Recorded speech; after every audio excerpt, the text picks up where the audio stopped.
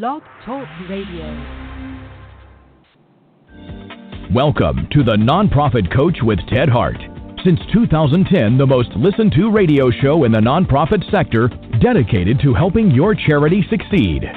It's no secret that combining online and offline techniques is the key to fundraising success, and practical nonprofit management advice is what you need. The Nonprofit Coach with Ted Hart is the perfect landing point to learn from top experts around the world who provide advice you can use. Ted Hart is without a doubt one of the foremost nonprofit thought leaders. Also a successful author, his books range from successful online fundraising to expert nonprofit management. Guests on the Nonprofit Coach are leaders in their field who share their insider tips and trade secrets in a conversational style both the experienced and novice will benefit from. Ted lectures around the world, but now he's here for you. From the latest in charity news, technology, fundraising, and social networking, Ted and his guests help you and your organization move to greater levels of efficiency and fundraising success. This is a live call-in show. Add your voice by calling 347-324-3080. After the show, you can find all our podcasts at tedhart.com. Click on the radio links. Don't forget to dial 347-324-3080. Now, welcome the host of the Nonprofit Coach, Ted Hart. And welcome here live to the latest edition of the Nonprofit Coach. Thank you for being my guest here today. We've got a very important show, and particularly for anybody who needs to ask for financial support for your organization, you are in the right place today because we have the expert in making the ask. Laura Fredricks is here with us today. But for those of you who are familiar with our show, you know we always start with Page One News.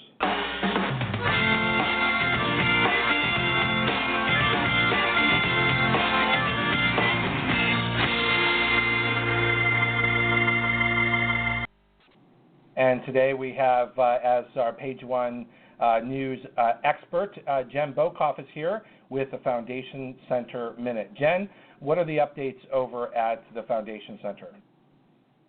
Hey, Ted. Great to be back. I have a couple of updates. The first is actually for your international listeners, because I know you have quite a few. 2 weeks ago, with WINGS, the Worldwide Initiative for Grantmaker Support, we launched a new version of the Global Philanthropy Data Charter. And part of what's so exciting to me about the revised version of the charter is that it was actually co-created with more than 40 partners from 20 different countries, with the idea at the center of who is contributing data and who is using data in the sphere of philanthropy.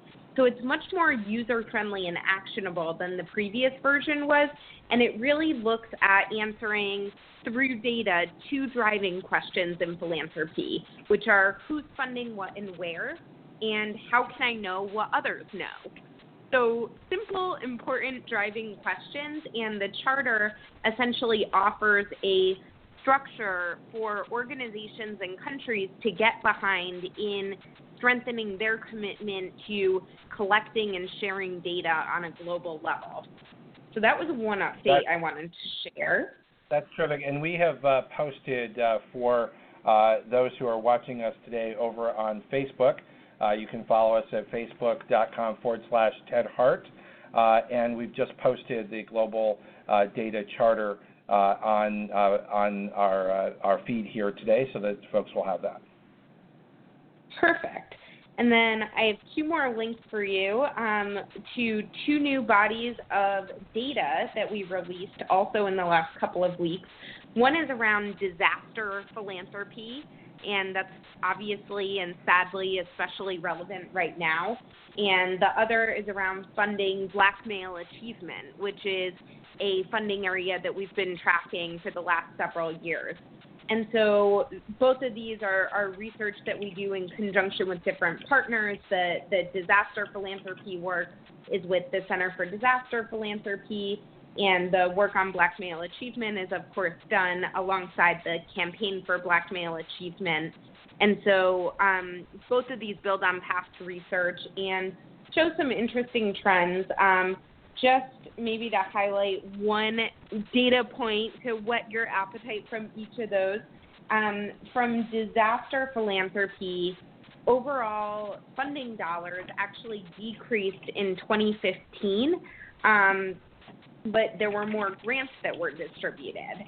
So in 2015, there were actually 202 funders who awarded 740 grants, compared with 162 funders in 2014.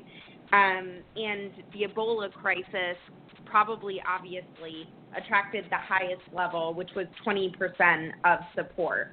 So it's kind of interesting to see how that plays into the data set, and what we can maybe learn from the historic data as we apply to real-time giving now. And then from the Black Male Achievement data set, just something that I find interesting and good to see is that education continues to be a top priority of grants that are explicitly designated to support Black males, followed by human services and public safety. So data like this is really helpful for your nonprofit listeners to help look at who some of the top funders are in these areas and where a lot of the support is going. And then for funders, you can use this data to see who else is funding in your space and who some of those top recipients are, and also where some of the gaps may be. So you can look on one hand at these top categories of support, but then that also illuminates what's not being funded. So good utility of the data all around. So it's helpful for both those who are seeking funding, but also those who are giving, because you can identify, if you're seeking funding, who's interested in that topic area. And if you're a funder and you're looking to make a difference in the gap areas, for instance, you're able to identify those through the data. That's right. And it's our hope that the sector will become much more connected and much stronger and smarter by actually looking at this data and using it to inform decision making. Because if you don't know what else is happening in the field, you might not be contributing dollars or structuring your own implementations or approaches in quite the right or most needed way. So we're really hopeful that organizations on all sides of the table can tap into the data and use it to advance and inform their work. Okay, and terrific. And we've posted and then the blackmaleachievement.org link as well, just for you to be aware. Oh, terrific. And I can, I'll message you my other links if you want to post those as well.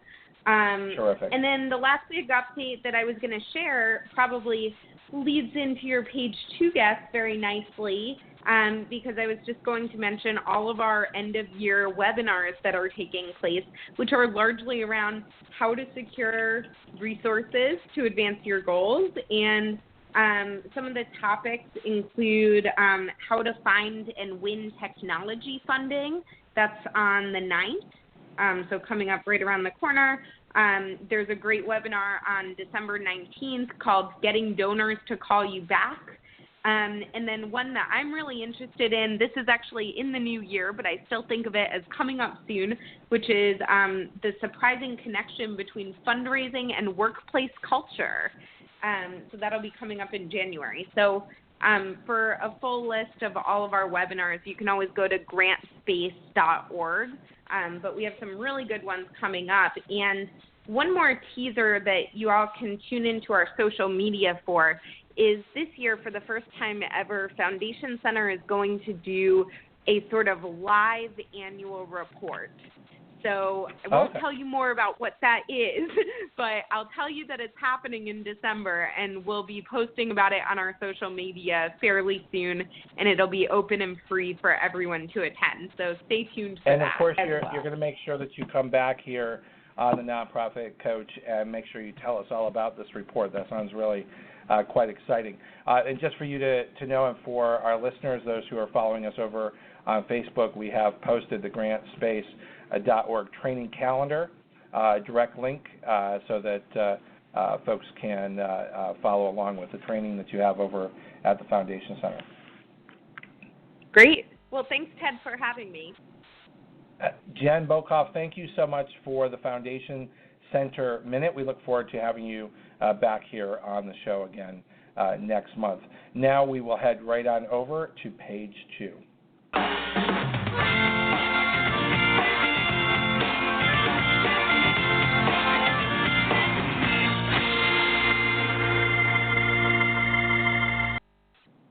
Laura Fredricks is the billion-dollar Ask Maker powerhouse who, as CEO and founder of the Ask, trains people, nonprofits, and businesses on how to ask for money and get more of it. She is the first to combine the most trusted professions of law and philanthropy to show how anyone can raise money to unprecedented levels. She is the author of 5 books, and her brand new book, which I have a copy of it here, and urge you to get a copy yourself, is the Ask for a Business, for Philanthropy, and for Everyday Living.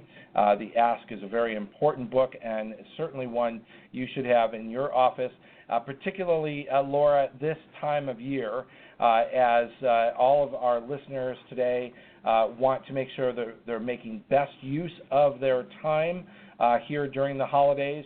To ask for the support that they need. But I also always think that it's also about planning for the future, what happens post-holidays. So welcome here to the Nonprofit Coach, Laura Fredricks.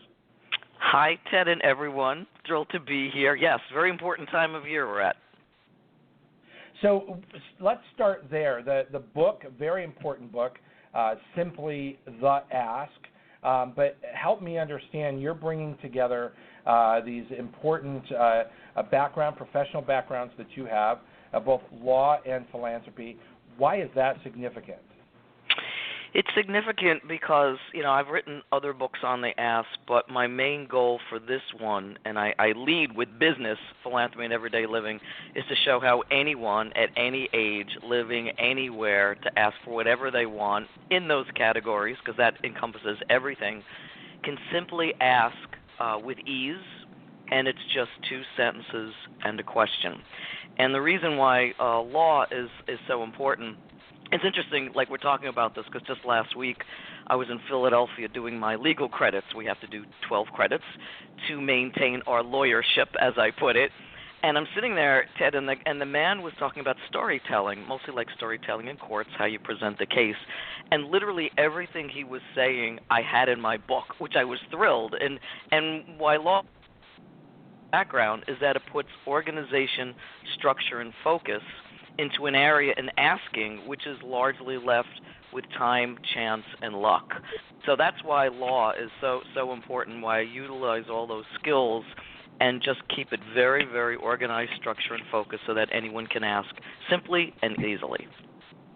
Well, of course, I think that's one of the messages that comes across very clearly in your book is this concept of being well organized as you're working towards the Ask. But I actually want to back up from there because I want to deal with something, probably sort of the 800-pound gorilla in the room for a lot of my listeners, and that is the Ask can be scary for folks. I think oftentimes people sort of psych themselves out of being able to make the Ask. So can we start there, because I think there is without a doubt no one who is listening today who wants to be better at the Ask, who understands that they need to be better at the Ask if they're going to be successful.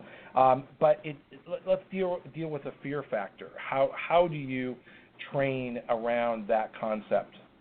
Well, that's where we start, and that's where the book starts. And we always come down to, and I say that no matter what question you have, it all involves money in disguised forms. If you want someone to help, well, that might be time, and time is money. So when you think about it, every decision you make in your life is about money. So what is your relationship with money, and why aren't you asking? And so that's really where it begins, Ted, because everybody does projections and assumptions, which are the 2 worst things you can do in Ask Land of Laura. We are going to project that I'm going to make you upset by asking you something. We assume that you don't have that kind of money. Why should I begin? And that's really the number one reason I think people don't ask. And yes, there's fear. And yes, they don't want to hear no. But I know that the number one reason people don't ask is they're not prepared for the response. And that's how I get you prepared, so that I remove that fear. Okay. So in the response, of course, that you're sort of building up in your head is going to be no. Well, so it is, but also in the book, yeah. as you know, Ted, there's 15 things I've given you that could sound like no without being no. You know, why right. me? Why now? What will it do? Who else are you asking? Didn't I give this before? On and on. And all those are disguised no's. And so rather than hear any of it, we don't ask. And again, we allow time, luck, and chance to fill in when you can simply ask and get you on your way. That's right. Yeah, you have a whole chapter of that, why people do not ask, the top 15 reasons why people do not ask. So not that we're going to go through all 15, but kind of give us the high level of this concept, because as you say, you start the book off with this concept of, what will the ask do for you? So you need to put yourself present in the moment and not divorce yourself from being part of this answer, right? I mean, I exactly think right. Yes, it's a group activity. The ask isn't one-sided. The ask is very much a group participatory involvement. Well, and I think that's one of the things that's so brilliant about your book, because I think that a lot of folks, when they're in the ask, are focused on the other person, exactly, and focused on almost answering for them, and then sort of apologizing for making the ask, rather than putting themselves as a participant. So what does that mean to be a participant? What it means is, in the 15 reasons people don't ask, and yes, number one, I put out fear and rejection. I still don't think that is the number one, but number two is the one I love, is you're not 100% committed to your ask. If anybody walking on this planet was 100% sure that what they ask for they're going to get, it would just flow. There wouldn't even be a breath of distance between asking and getting. When you're 100% convinced that you want this, you deserve it, asking is an afterthought. You just do it. So that's right. That is, to me, one of the biggest reasons why people don't ask, because they're actually playing the second-guessing game in their head, and they've talked themselves out of doing it. They talk themselves out of being successful in making the ask.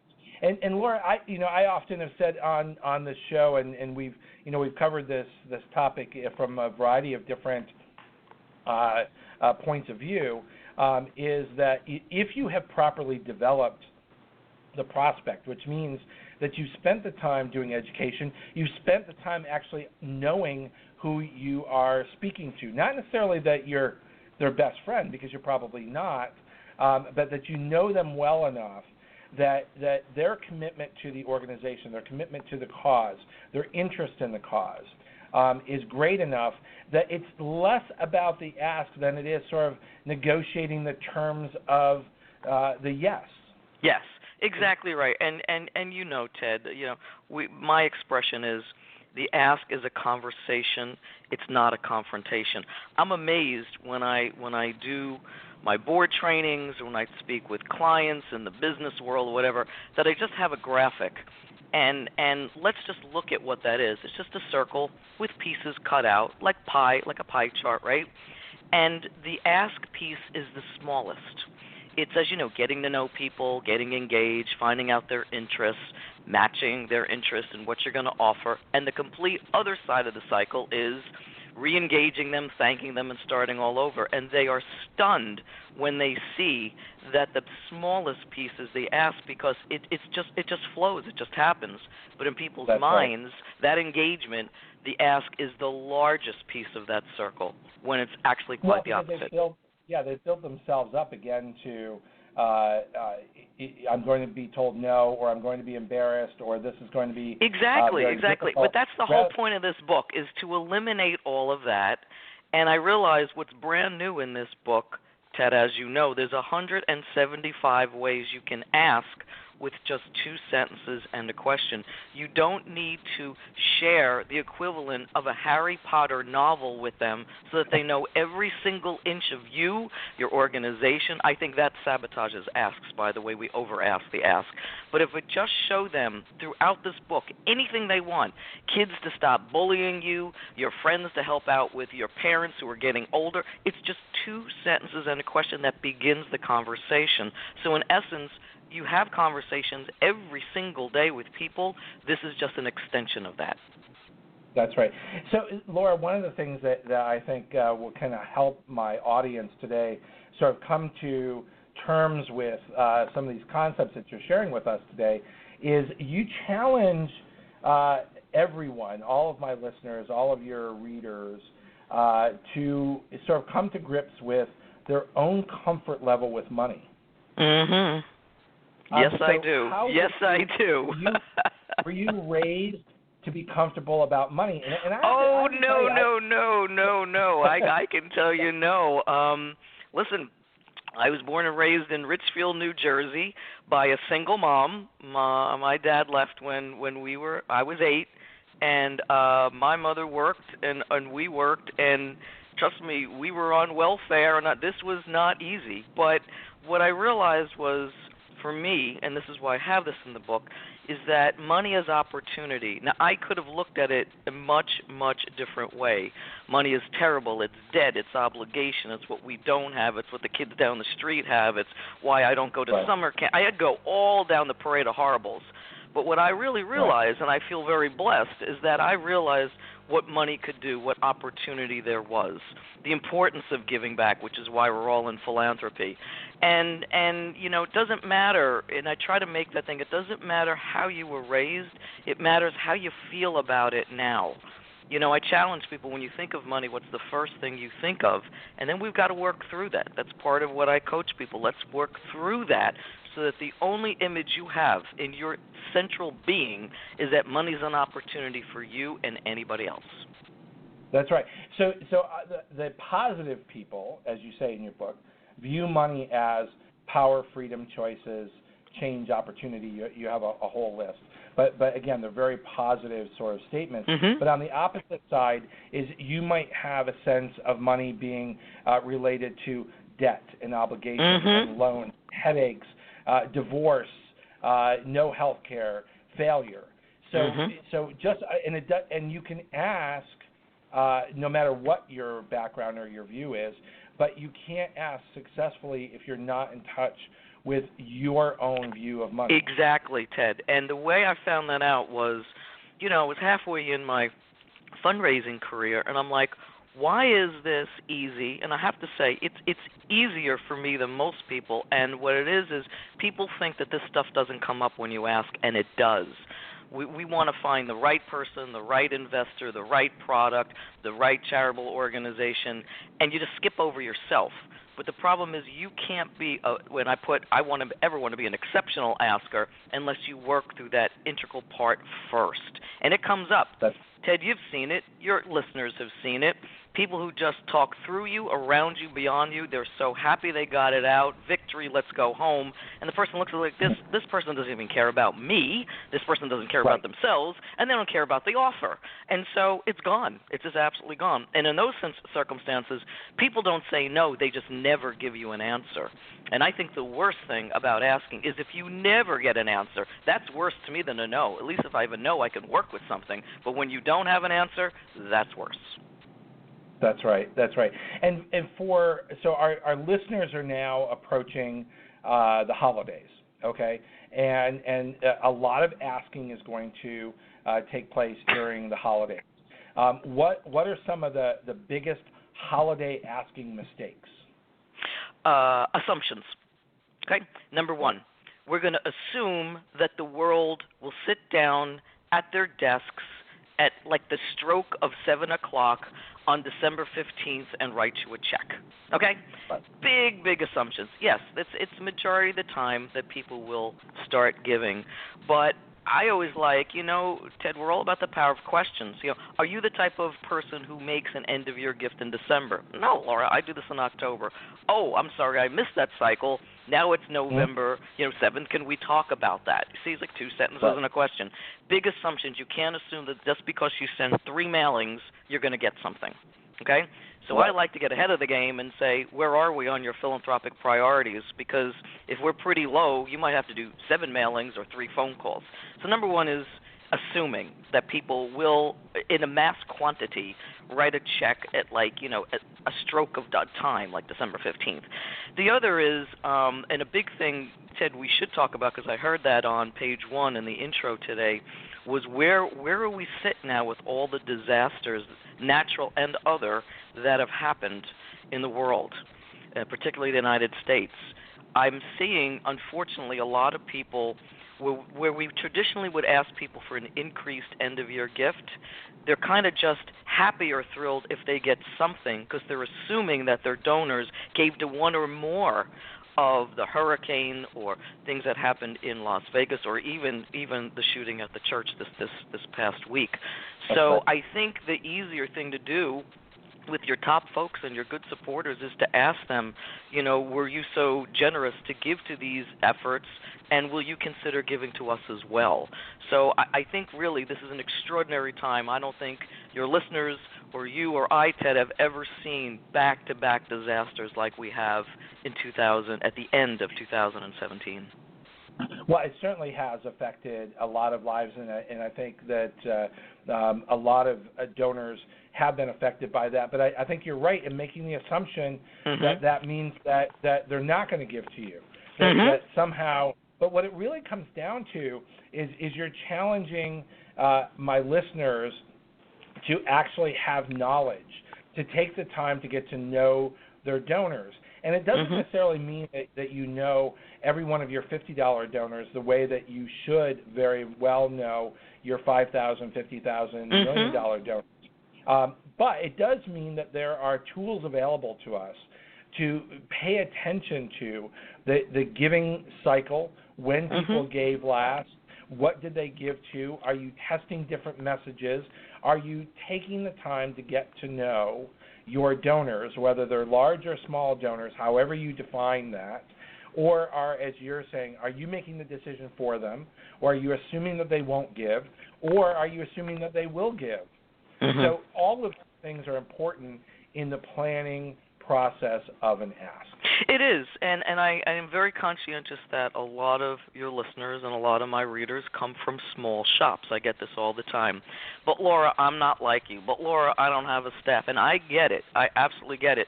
But this is where we have to be smart, effective, and efficient, and this is where our volunteers go from. And I can speak quite frankly because I'm on 3 boards.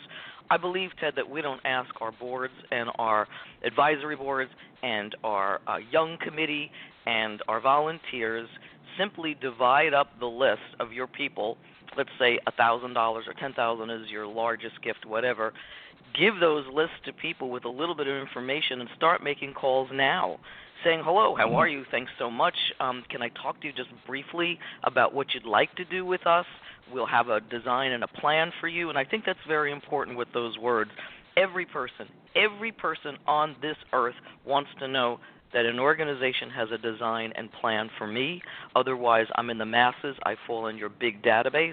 I fall in your direct mail, and I'm not important.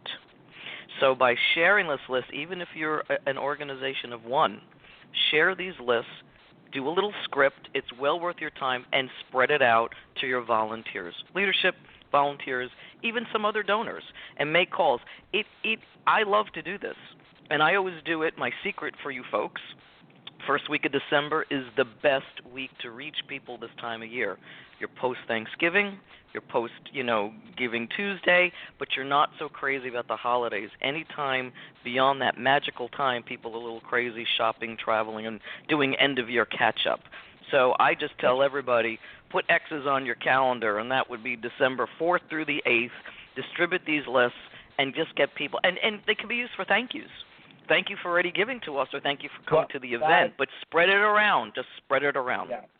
Well, that's where I wanted to go, and we're going to take a very quick break, and when we come back, I really want to talk about the power of thank you, both as a professional, but also tips on how to engage your volunteers who might be afraid to make the ask, but wow, it's so much easier to say thank you. And we'll be right back after this quick break.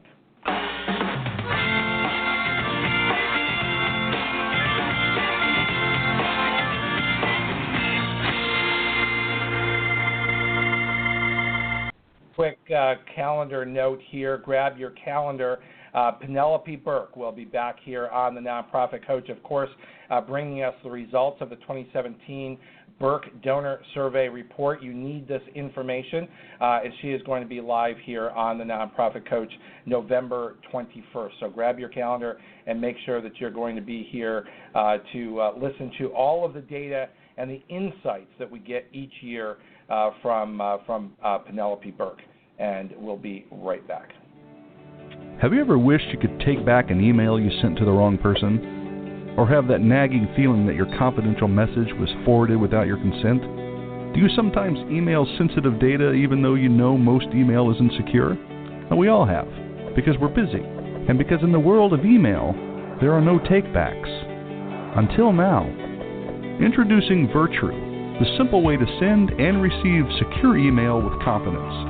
Virtru is easy to install and use, and it works with your favorite email programs like Gmail, Outlook, Yahoo, MacMail, and more. When you hit the Send Secure button, your email is encrypted before it leaves your computer or smartphone. And even better, you can revoke a message at any time.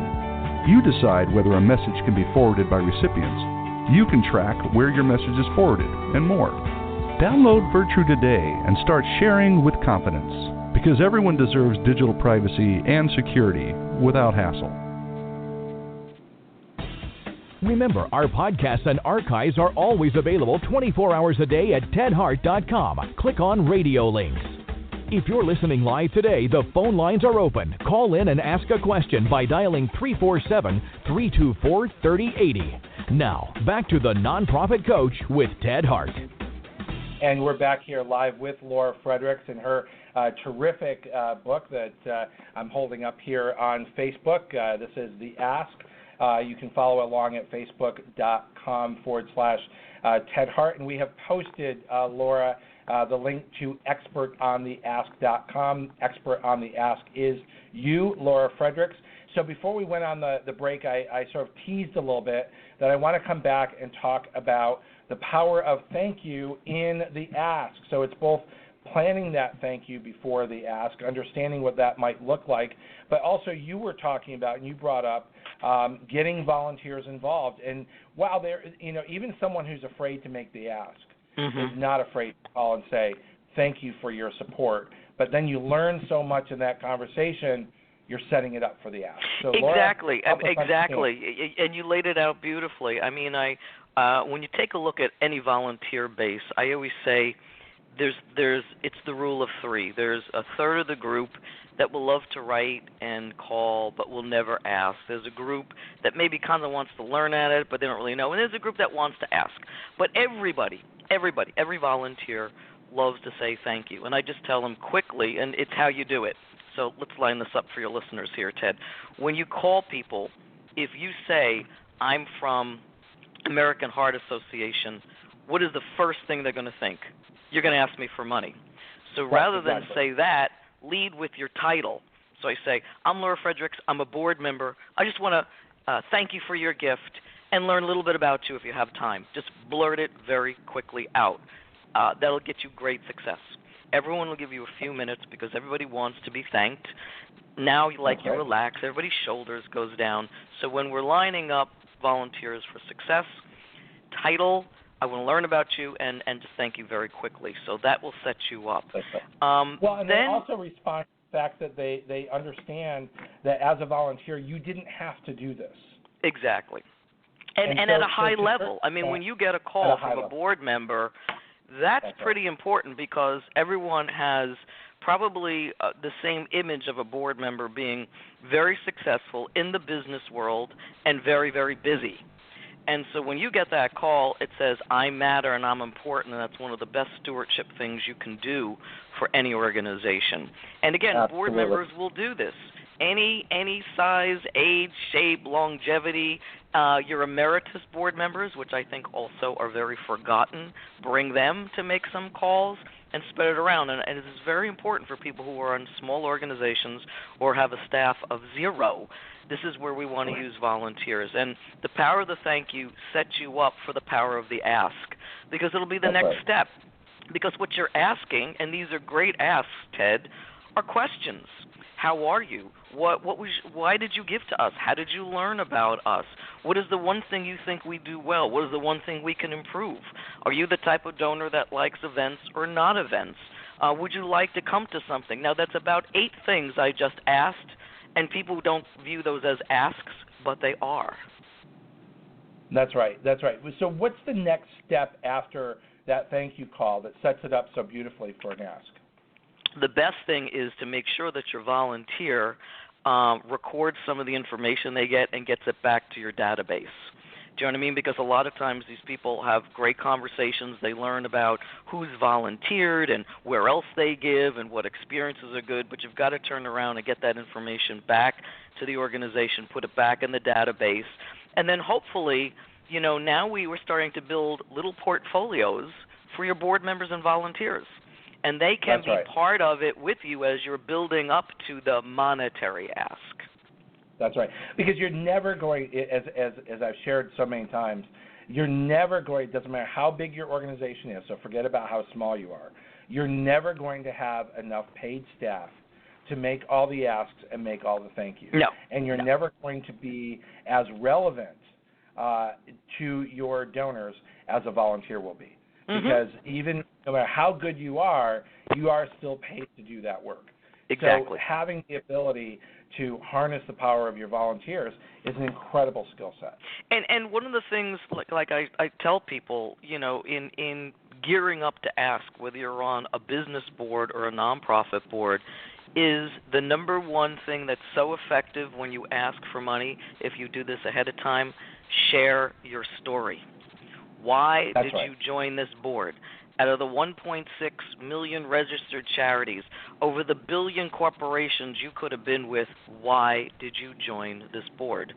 But I got to tell them, and for folks out there, put it out in like a sentence or two. Don't say, well, Laura, when I was just a young girl and I was crossing the stream, I thought to myself, I think ecology and clean water was so... And there we go, and you just lose the people. Just say, lead with a verb. I have a privilege to be on this board because, community theaters are the lifeblood of our neighborhood. Just something like that. Something that's going to invite them to say, wow, that's great, but please, no matter what business or nonprofit board you're on, share your story.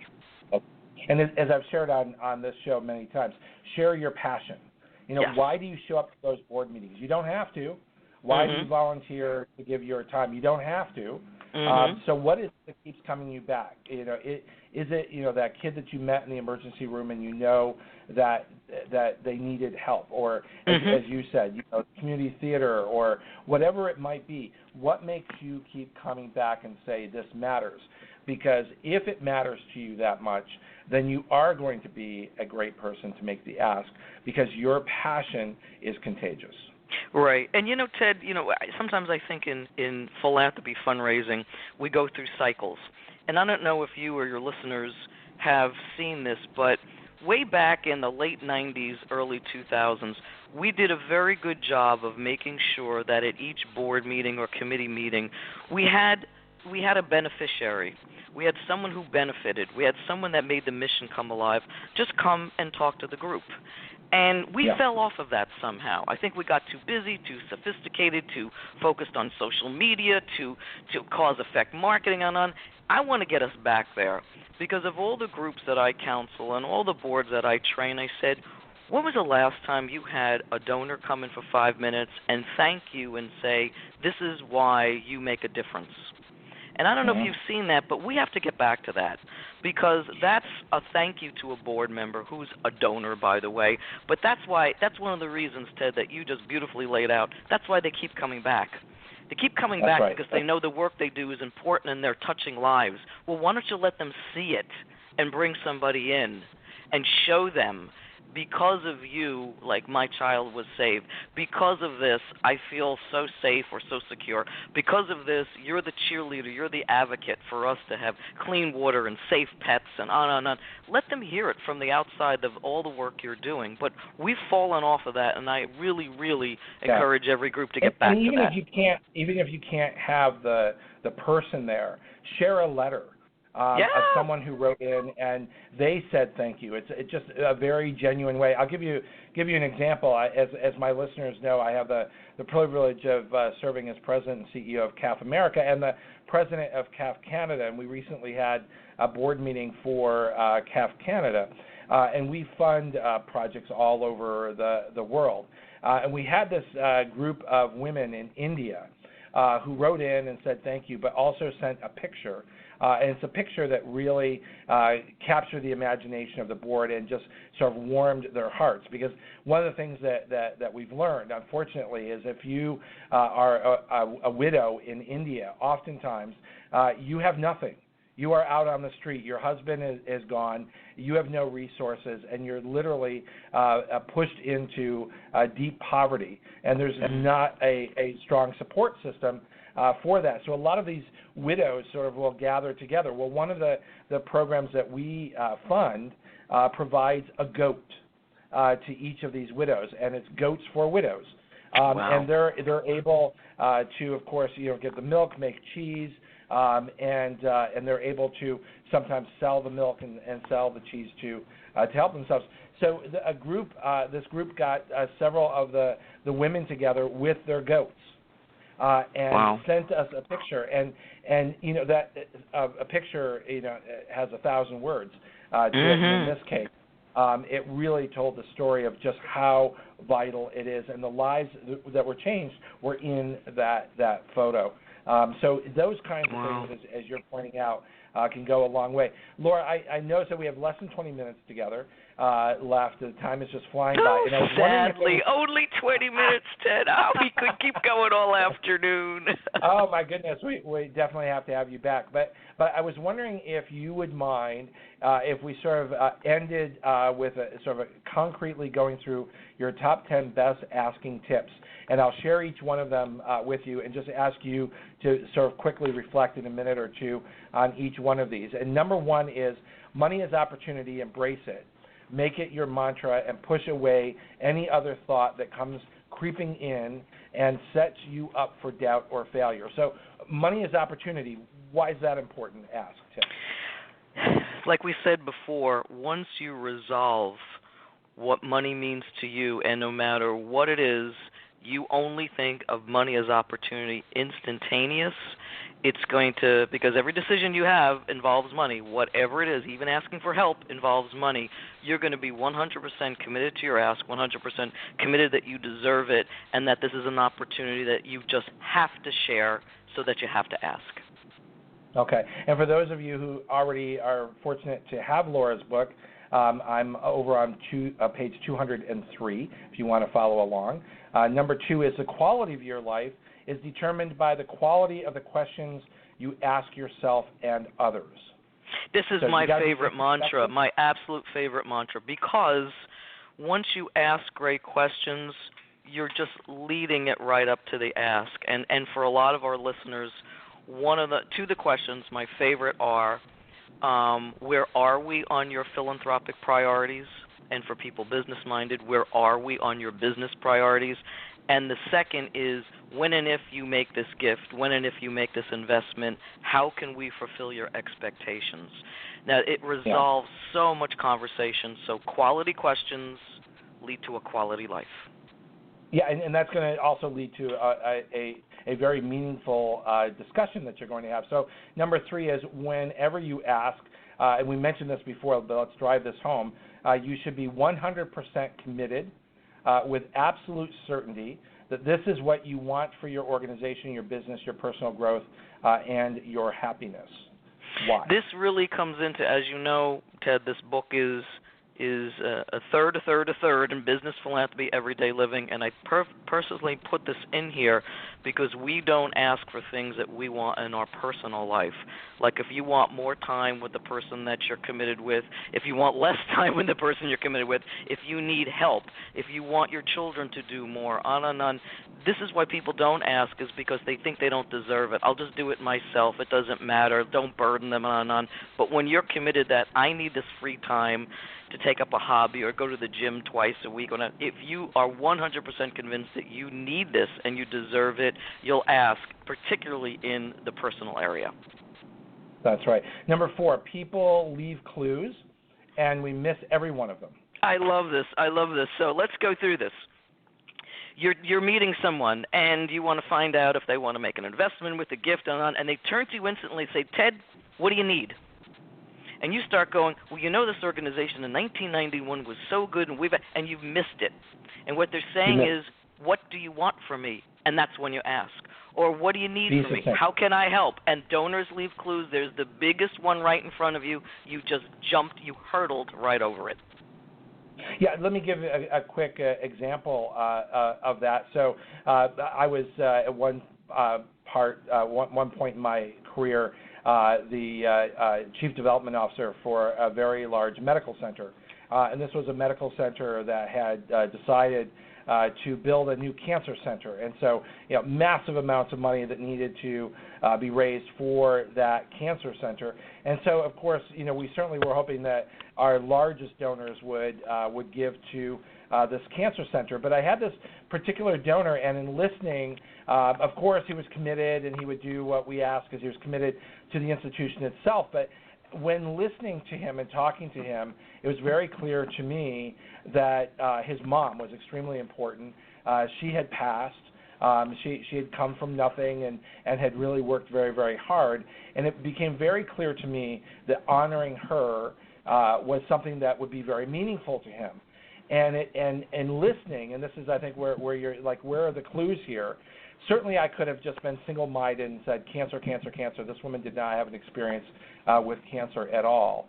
However, music was extremely important to her, and we had a music therapy program.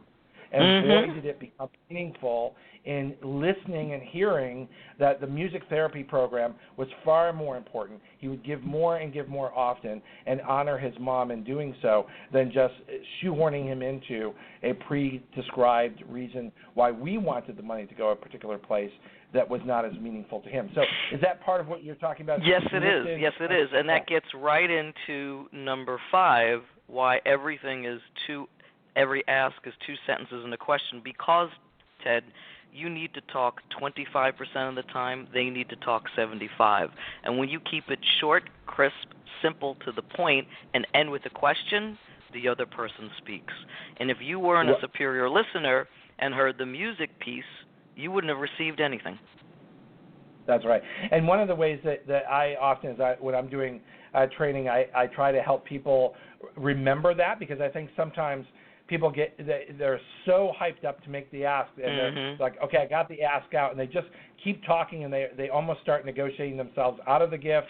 They give all the excuses for the person. They don't give them any opportunity to reflect or just think about what was just asked of them. As you say, the ask is 2 sentences and as a question, and what I try to help people understand is then just shut up and listen. I know. One of the ways that you remember to do that is after you've made the ask, you've got your 2 sentences and a question, you make the ask, the next person to speak makes the gift. That's right. And I always say, if you speak next, you walk away with no money. That keeps them silent. or you're going to have to make the gift. So are you prepared to make the gift? That's or did right. you really ask someone else to make the gift? So let them talk. I know. It's very hard, which is why I end it with a question, because it's logical and you don't have to think about it. So yeah, it's very, very important. So number 6, I love number 6. I'm just going to set this up before I read what you've written here, because I often try to help people understand is that, being a nonprofit organization, needing money is not enough. Needing money, get in line. Everybody needs money. And what you're saying in number 6 is don't assume that since you deserve it, you don't have to ask for it. Mm-hmm. In other words, we're so needy, people should just give. Exactly. That they're just going to understand that. That's not how it works, is it? It's not. And, I was actually at a session. It was in Long Island for risk management managers, if you can imagine. And this guy thinks that I'm just crazy and I don't know what I'm talking about. And he said, listen, I just take my clients out to the golf course and I give them a big buffet spread and I do all this and I don't have to ask. And they just know to do the right thing. And I said, how's that working for you? I said, when you left, tell me 3 things you know about one person that you didn't know prior to this big golf outing. And he couldn't. And I said, you're not spending the right time with them, and you are assuming that all this stuff is going to somehow plant a seed in their head that will motivate them at a magical time to give to your charity. I said, it doesn't work that way. I said, how much money did you walk away with? He said, 0. I said, because you didn't ask. And so it's just a great illustration that all this fill-in-the-blank activity is great, but if you don't ask, you will get 0. That's right. Well, and the other thing that I think is true, and I often share with people, is that without making the ask appropriately, if you're sort of leaving clues and you're sort of expecting that they're going to give, you're leaving money on the table. Because you might in fact get a gift, and I often refer that as sort of go away money. Mm-hmm. It's not serious gift. It's not the thoughtful gift.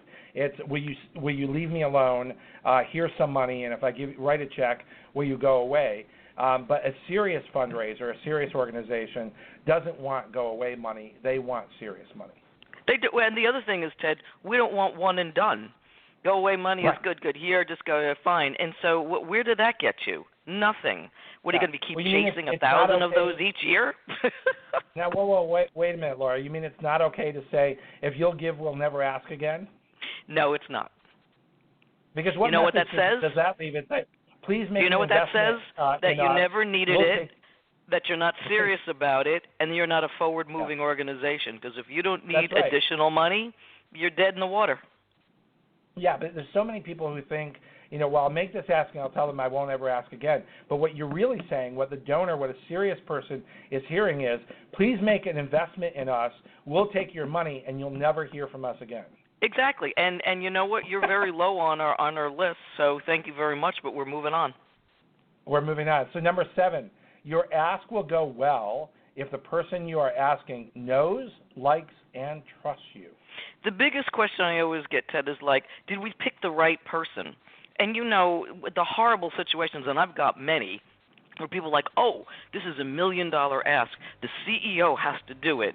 Well, in hindsight, that might be pretty good, but does the person you're asking know, like, and trust the CEO? I can give you so many examples of how this did not go well, because organizations, my client put a top person in there, and the person they're asking money for, a big, big investment, they never met. They have to know, like, and trust. Keep it simple. And if it's the staff person, it's the staff person. If it's the staff on the board, that's fine. But it's just the litmus test is know, like, trust. That's right. Well, and one of the things that we've shared on this show many times, just to try to help, and again, we have a lot of nonprofit executives who are often either the development officer or the executive director, but they're involved in this process, is there's a reason why there is a difference between being a development officer and being the fundraiser. Mm-hmm. Because sometimes as the development officer, you are also the fundraiser. But if you are truly developing the opportunities for people to give, if you are truly developing the process through which people can give and through which they can make their philanthropic investments, then you are not necessarily always the right person to make the ask, but you should know, as you say, who is this person going to know, like, and trust. Right. They're the ones who should make the ask. And that's a good development officer who's going to know the answer to that and not say, I need every ask. Exactly. Number 8. May we be your next largest investment is a great ask. This came at a huge, huge time for me way back. I learned this one early in my career in the 90s. I was working for Deborah Heart and Lung, and there was a very grateful patient named Mary. And Mary was great. Every time I saw her, she gave us $25,000. And my boss said, go see Mary every day. I'm like, does it work that way? Well, Mary and I were talking on, and I didn't get to the ask soon enough, because back then we were letting a lot of time. It's going to be a big ask, $250,000. I need more time. When I finally got to it, Ted, she said 2 words you never want to hear, and those are, oh, dear. The church had come the week before, and Mary was doing the roof to the church. Now, fabulous philanthropic Mary is terrific, but I sat there, and in a split second, and I'll never forget this, it was 1996, I said to her, Mary, may we be your next largest gift? And she said, of course. Now, if I had not done that, how many groups would have come between me and Mary for the duration of the time she was doing the roof?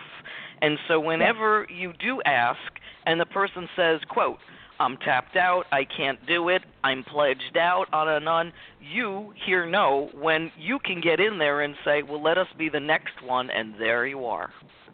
That's right. And sort of a corollary to that almost, I think, is understanding, and truly understanding, that when you're asking for money, particularly at that level, so however you define a large gift, whoever are your large donors, you're not the only one asking. No. And every single time you go and make the ask, the person that is on the other side of that table has baggage. And that baggage is their expectation of how the ask is going to go. And maybe it's gone well for them in the past. Maybe it's been a disaster. Maybe they thought they would be thanked and they weren't. So you have to engage in a discussion to know not just can they afford it, but also are they committed to your organization enough to invest at that level. But also, what baggage do they bring to the table that is important for you to understand to close the gift? Exactly. And it sounds complicated. And I suppose on some levels maybe it is. But more importantly, it's about being a good listener and a genuine listener. So number 9, keep it simple. Don't over-ask your ask. That's why I keep it 2 sentences in the question, and also watch paper. We haven't talked about paper on the show, but I am not a believer of any paper during the ask. Have it with you as a leave-behind piece, but you're going to over-ask it with paper, and that means you're showing page 2 and 20 and 4 and drawings and laughing children and on and on. I want to read your body language. I want to see your eye contact, and that's why I end it with the question so you're not over-talking it. You're going to confuse them. Why this is the number one reason you don't get an answer is because they don't know what they're answering because you've over-talked it. That's right. And oftentimes you're going to make excuses for them, or you're going to get nervous. And that's where assumptions come in, Ted. We're just assuming they never wanted to do it anyway, so they're not answering me. Right. So, and you brought up paper, and I just want to say, I think just one of the cardinal rules is never leave a blank donor form behind and say, send this in when you can. Oh, please shoot me. Just shoot me if I see that one more time. No. Go back, engage, have them verbally tell you what they would like to do and then confirm. But if you leave a blank donor form behind, don't be surprised when it stays blank. And you've insulted them. Again, there's no design for me. It doesn't matter. Right, exactly. So number 10, the most difficult yet rewarding asks are the ones you ask of yourself. And that's my favorite chapter, which is the 10th chapter, is the hardest ask you'll ever make. And think about it, ask for forgiveness, for patience, for creativity, for spirituality, for space, anything. And I'm going to leave it to your listeners and my readers in that I would never ask you anything unless I asked it back. And I take you through my journey of my hardest asks. But they are indeed the hardest ones. And we ask ourselves all the time, but we don't follow it through. And I show you how to do that. Laura Fredricks, thank you so much for being my guest here on the Nonprofit Coach. This was just brilliant and timely. We've posted expert on the ask.com. But please share with my listeners any other way that they can be in contact with you. You got it, Ted. All right. Thank you so much for being my guest. be back here. Do not miss the opportunity to learn from Al Burke. We have the Burke Donor Survey here next on the Nonprofit Coach. Thanks so much. You've been listening to the Nonprofit Coach Radio Show with Ted Hart. Tell all your friends to check out our production schedule and download our iPod and iPad-friendly podcast at tedhart.com. Thanks for listening to the Nonprofit Coach.